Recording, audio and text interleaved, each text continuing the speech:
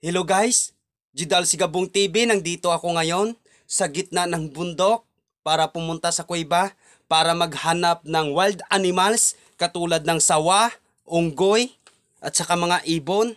Kaso lang guys, nabigo tayong maghanap at hindi sila nagpakita.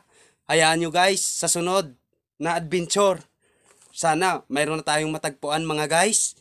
Shout out lang sa inyong lahat dyan. Grabe guys. Ang hirap ng pinangdaanan ko dito bago makarating. Ako lang mag-isa. Wala talagang mga ibon. Ako kasi guys, nakaranas na ako magkagati ng unggoy. Grabe.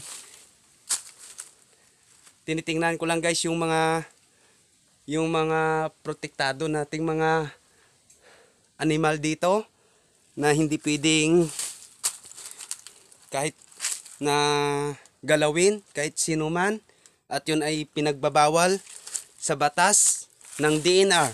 Thank you. Peace out. Hello mga idol. Nandito tayo ngayon sa gitna ng bundok sa mayroong kuweba. Maghanap tayo idol ng mga wild animals dito ngayon. Ako lang mag-isa dito guys nagpunta. Ayan guys oh. Yun.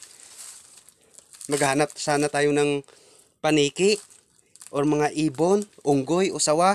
Katulad ng unggoy na yung kinagat ako dati. Kaso lang, hindi ako na ano. Ano ba yun idol?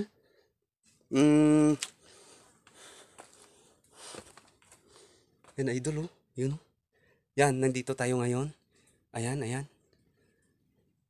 Ayan mga idol oh. Grabe yung pinagdaanan ko idol. Doon pa ako dumaan sa taas oh. Doon. Hanggang doon oh. Nako, grabe. Hirap na hirap ako kanina dumaan doon mga idol. Ayan, ayan, idol, idol, idol, yun, yun, yun. Yun, may lumilipad mga idol. Tingnan natin idol yung butas dito guys. Si Jidal Sigabong TV, ang vlogger ng Iloilo City. Ayan guys, oh, yan oh. Yan. Dito guys ay malamig dito ngayon. Grabe. Ayan oh. Oh. Thank you guys.